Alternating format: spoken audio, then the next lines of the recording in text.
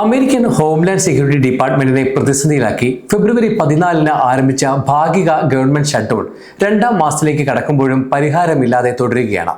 ഏജൻസിക്ക് ഫണ്ട് അനുവദിക്കുന്ന കാര്യത്തിൽ കോൺഗ്രസിലുണ്ടായ അനിശ്ചിതത്വമാണ് ഈ സ്തംഭനാവസ്ഥയ്ക്ക് കാരണം.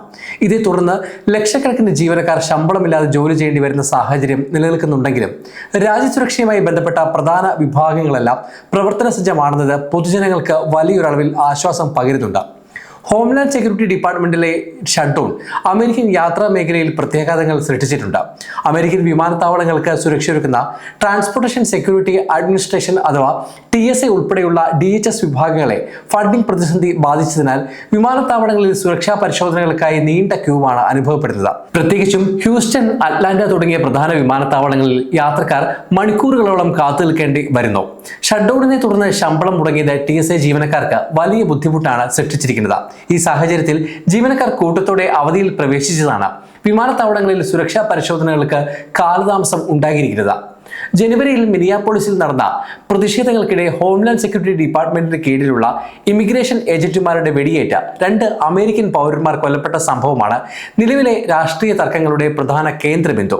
ഈ സംഭവത്തെ തുടർന്ന് ഇമിഗ്രേഷൻ ആൻഡ് കസ്റ്റംസ് എൻഫോഴ്സ്മെന്റ് അഥവാ ICE വിഭാഗത്തിൽ വൻതോതിലുള്ള പരിഷ്കാരങ്ങൾ വേണമെന്ന നിലപാടിലാണ് ഡെമോക്രാറ്റുകൾ. ഇമിഗ്രേഷൻ ഏജന്റുമാർ ബോഡി ക്യാമറകൾ ധരിക്കുക, മുഖം മൂടികൾ ഒഴിവാക്കുക, അറസ്റ്റ് വാറന്റുകൾക്കും ബലപ്രയോഗങ്ങൾക്കും കർശനമായ ചട്ടങ്ങൾ ഏർപ്പെടുത്തുക തുടങ്ങിയ ആവശ്യങ്ങൾ ഇവർ മുന്നോട്ട് വെക്കുന്നു. എന്നാൽ ഏജൻസിയെ ഭാഗികമായി ഫണ്ട് ചെയ്യാൻ കഴിയില്ലെന്ന നിലപാടിലാണ് റിപ്പബ്ലിക്കൻ പാർട്ടി. വൈറ്റ് ഹൗസും ഡെമോക്രാറ്റുകളും തമ്മിലുള്ള ചർച്ചകൾ പുരോഗമിക്കുന്നുണ്ടെങ്കിലും ധാരണയിലെത്താൻ സാധിച്ചിട്ടില്ല. മുൻപ് തന്റെ ആദ്യ ഔദ്യോഗിക കാലാവധിയിൽ 35 ദിവസത്തെ ഷട്ട്ഡൗണിന് സാക്ഷ്യം വഹിച്ച പ്രസിഡന്റ് ഡൊണാൾഡ് ട്രംപിനെ സംബന്ധിച്ച് ഇത് പുതിയൊരു അനുഭവമല്ലെങ്കിലും കഴിഞ്ഞ വർഷത്തെ 43 ദിവസത്തെ റെക്കോർഡ് ഷട്ട്ഡൗണിന് പിന്നാലെ എത്തുന്ന ഈ പ്രതിസന്ധി ഭരണകൂടത്തിന്റെ വലിയ വെല്ലുവിളിയാണ്. ഷട്ട്ഡൗൺ നിലനിൽക്കുന്നുണ്ടെങ്കിലും ഹോംലാൻഡ് സെക്യൂരിറ്റി ഡിപ്പാർട്ട്മെന്റിലെ 2,72,000 ജീവനക്കാരിൽ 90% പേരും ജോലിയിൽ തുടരുന്നുണ്ട്. വിമാനത്താവള സുരക്ഷാ ഉദ്യോഗസ്ഥരായ 61,000 TSA ജീവനക്കാർ ശമ്പളമില്ലാതെയാണ് നിലവിൽ സേവനം അനുഷ്ഠിക്കുന്നത്. ഇവരിൽ പലരും സാമ്പത്തികമായി വലിയ പ്രയാസം നേരിടുന്നുണ്ടെന്നും നിത്യചെലവുകൾക്കായി വിരമിക്കൽ നിധിയിൽ നിന്ന് വായ്പ എടുക്കുന്നതായും റിപ്പോർട്ടുകളുണ്ട്.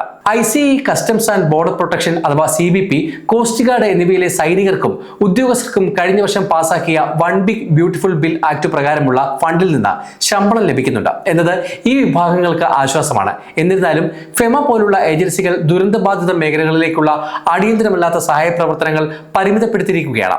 രാജ്യത്തെ മറ്റ് പ്രധാന ഏജൻസികളായ ഇന്റേണൽ റവന്യൂ സർവീസസ് അഥവാ IRS, നാഷണൽ പാർക്കുകൾ എന്നിവയ്ക്ക് നിലവിൽ ഫണ്ട് ലഭ്യമായതിനാൽ അവയുടെ പ്രവർത്തനത്തെ ഈ ഷട്ട്ഡൗൺ ബാധിച്ചിട്ടില്ല. ഹോംലാൻഡ് സെക്യൂരിറ്റി വകുപ്പിന്റെ പ്രവർത്തനം പൂർണ്ണ തോതിലാക്കാൻ രാഷ്ട്രീയ പാർട്ടികൾക്കിടയിൽ എത്രയും വേഗം ഒരു സമവായം ഉണ്ടാകേണ്ടത് അത്യാവശ്യമായി മാറിയിരിക്കുകയാണ്.